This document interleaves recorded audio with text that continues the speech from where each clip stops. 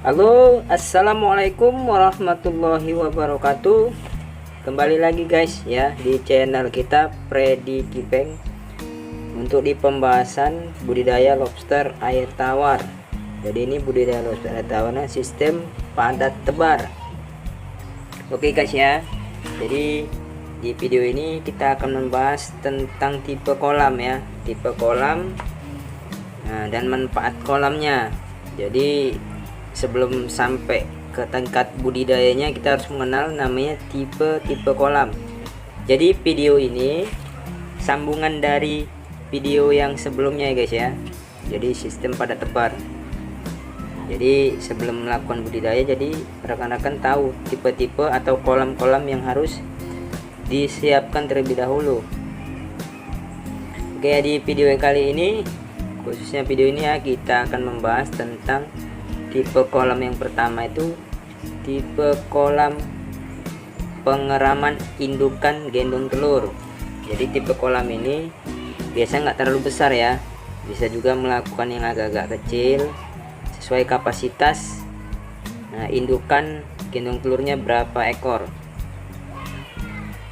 Nah ini, jadi untuk tipe pengeramannya ada dua.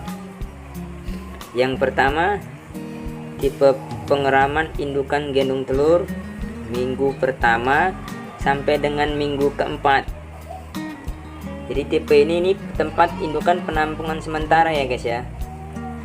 Jadi dari hasil tempat pemijahan, di kolam pemijahan indukan, ini mana yang udah ada ciri-ciri gendong telur, ini kita pindahkan ke kolam pengeraman.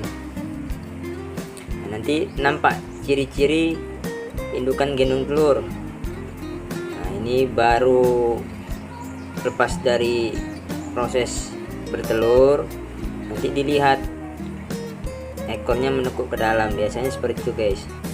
Nah ini kita perhatikan di video ini nih. Nah ini ada yang lagi gendong telur nih, ini baru selesai proses pelepasan telur.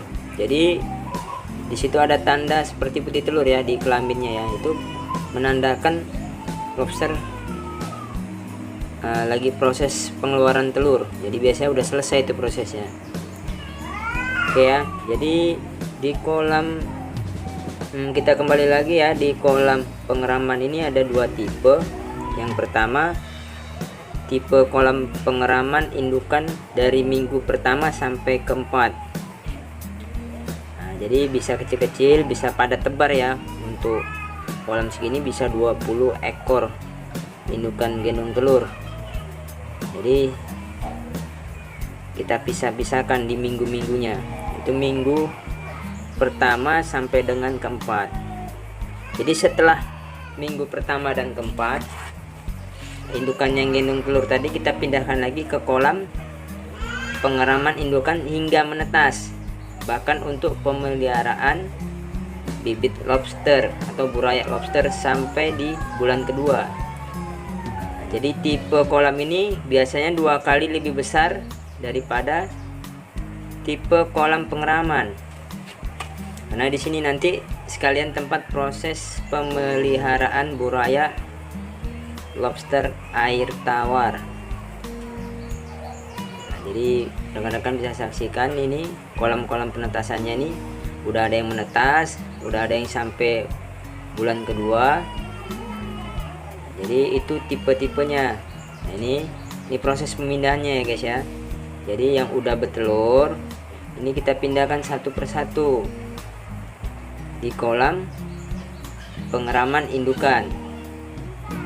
Nah ini nampak ya, untuk ekornya sudah menekuk ke dalam.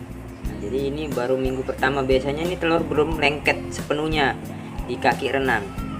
Ini hati-hati kita memindahkannya. Jadi setiap kita pindahkan, nah, nanti kita taruh satu paralon. Setiap satu lobster itu satu paralon. Nah ini kita masukkan paralonnya atau shelter lah.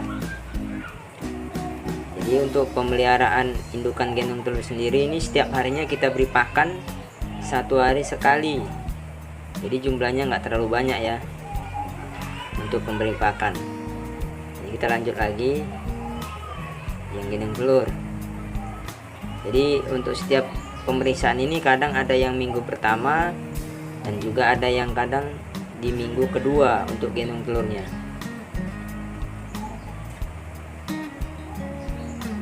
Oke, satu persatu kita pindahkan guys ya.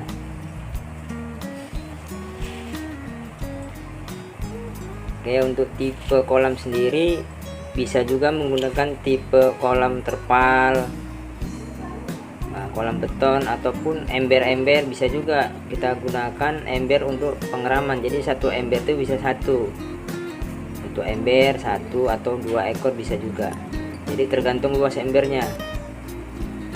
Jadi kalau rekan-rekan lihat video saya yang sebelumnya itu saya menggunakan bak, ada bak kecil itu sekitar panjang 1 meter kali 60, tingginya cuma 20 cm. Itu tanpa aerator ya. Untuk video yang sebelumnya itu saya menggunakan tanpa aerator.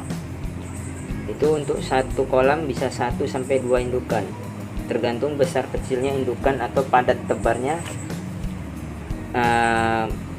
jumlah telur yang akan menetas. Biasanya nanti ada satu indukan yang jumlah telurnya itu bisa banyak pula bahasanya, dan ada juga yang cuman separuh. Jadi setiap tipikal indukan itu berbeda-beda ya guys ya. Ada yang pandai gendong telur, pandai mengeram atau perawatannya, ada juga yang nggak pandai. Jadi ada juga yang dia bertelur tapi memang sulit menetas. Biasanya faktornya banyak, serangan jamur, memang indukannya yang tidak pandai mengurus untuk telurnya, dan juga ada juga yang terserang penyakit. Jadi banyak ya. Jadi itu sekilas tentang tipe kolam. Jadi ada tipe pengeraman. Nah, sementara ini rekan-rekan bisa saksikan ini kolam pemijahan indukan. Jadi, tadi kan kolam pemeliharaan indukan gendong telur. Nah, sedangkan yang ini kolam pemeliharaan indukan atau pemijahan indukan. Jadi setiap lobster yang kita pijah, kita bongkar sebulan sekali untuk proses pergantian air. Nah, di sini juga kita akan panen indukan yang gendong telur. Nah, jadi ini kita pindahkan ya untuk pembersihan kolam. Jadi caranya seperti itu terus guys, terus menerus seperti itu. Jadi untuk video yang selanjutnya nanti kita bahas tentang tipe kolam yang selanjutnya, biasanya dengan tipe kolam pembesaran ya. Nanti kita lanjut di video seterusnya, itu tipe pembesaran untuk bibit lobster.